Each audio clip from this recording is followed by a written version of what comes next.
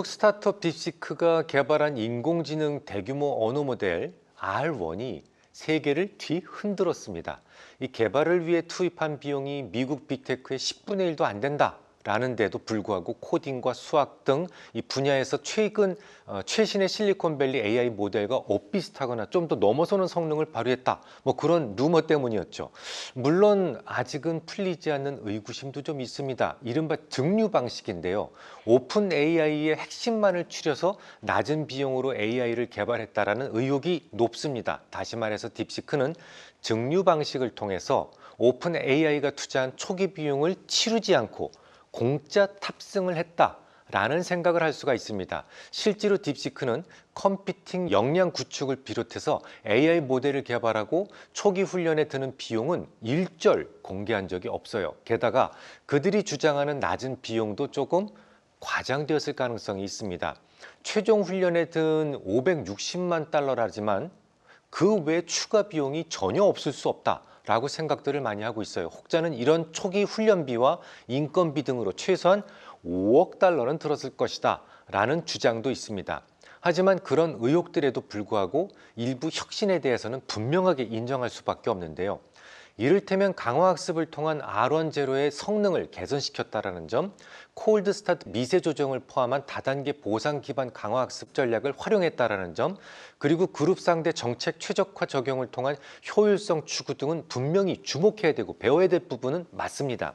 비용을 크게 줄였다는 점에서 딥시크가 혁신을 불러온 것은 분명하다라는 말이죠.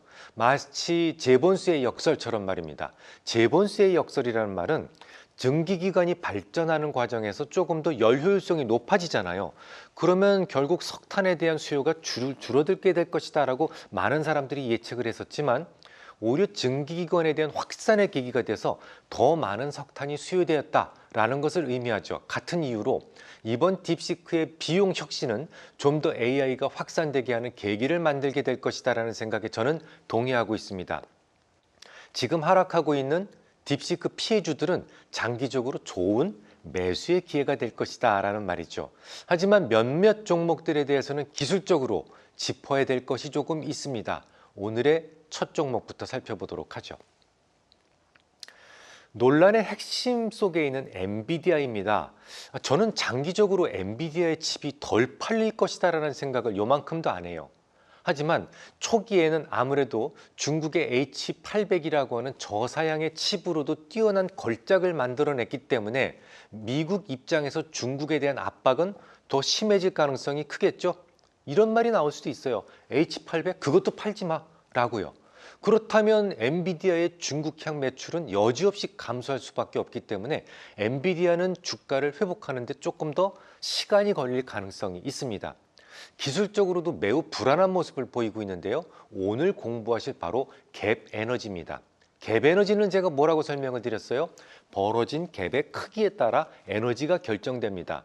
조금 아까 보셨던 차트처럼 입이 엄청나게 크게 벌어졌다면 그에 따라 저항력도 덩달아 커진다는 것을 의미하죠. 특히 6영업일 법칙이 중요한데요.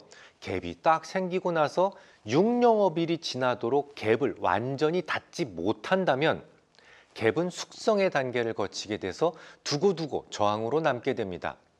앞서 보신 차트에서 지난 주말까지 4영업일이 이미 지났기 때문에 2영업일이 더 지나게 될 경우 갭은 굉장히 강한 저항으로 다시 태어나게 되는 것이죠. 또한 갭은 90% 이상 닫는다 하더라도 완전히 닫지 않은 것과 동일한 저항값을 갖게 된다는 것도 중요합니다. 그러니까 중간에 가격을 좀 회복한다고 하더라도 주가가 올라간다고 하더라도 애시당초 벌어진 갭의 크기만큼 저항은 여전히 언제나 남아있다는 말이죠. 크게 벌어진 갭을 보았다면 여러분들의 거래법은 보다 확고해지셔야만 합니다. 어떻게 해야 되죠? 갭을 완전히 뛰어넘는 모습이 확인되거나 혹은 갭을 갭으로 깨는 다른 갭으로 깨는 모습이 확인되기 전까지는 이 종목에 대한 진입은 불가합니다. 자, 갭을 갭으로 깬다라고 말씀을 드렸는데 갭을 갭으로 깬다라는 말은 또 다른 상승 갭이 앞서 보셨던 갭과 중첩돼서 발생하는 것을 의미합니다. 자, 이제 또 다른 종목을 하나 더 보시죠.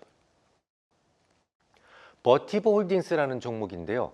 데이터 센터 관련주입니다. 서버에 냉각 시스템을 공급하고 전력 관리 장비를 다루죠. AI로 인해서 서버와 전력 소모가 엽기적으로 증가하고 있다는 설명은 굳이 드릴 필요가 없을 정도로 다 잘 알고 계실 건데요. 데이터 센터 내 높아진 전력 소모량 그리고 열 발생으로 인해서 이를 효율화하기 위해서 액침 냉각 기술에 대한 관심도가 계속해서 높아져 왔었죠. 이 온도 조절이 데이터 센터 내 장비의 수명 단축 그리고 데이터 처리 기능 저하 그리고 셧다운 리스크 등 이런 것들로 직결되기 때문입니다. 당연히 AI의 발전 속도를 넘어서는 주가 상승을 구가해 왔었어요. 하지만 이번 딥시크 사태로 인해서 직격탄을 맞았죠. 역시 큰 갭이 발생했다는 것을 알 수 있는데요. 이미 4영업일이 지난 동안 갭을 거의 닫지 못했죠.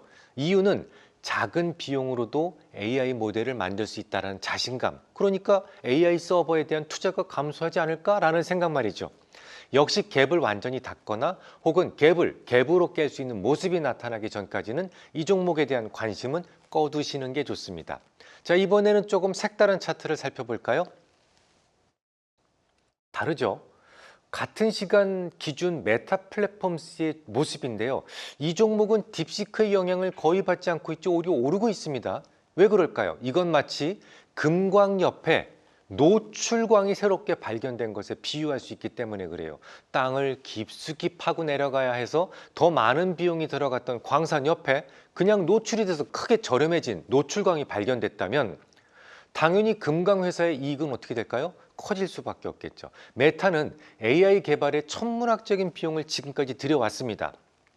이제 혁명적으로 이 비용을 낮출 수 있다면 저렴한 AI가 좀 더 확산되는 계기를 만들 수 있을 것이고 회사의 이익도 커질 수 있을 것이다 라는 시장의 생각이 반영된 것이다 라고 볼 수 있겠습니다.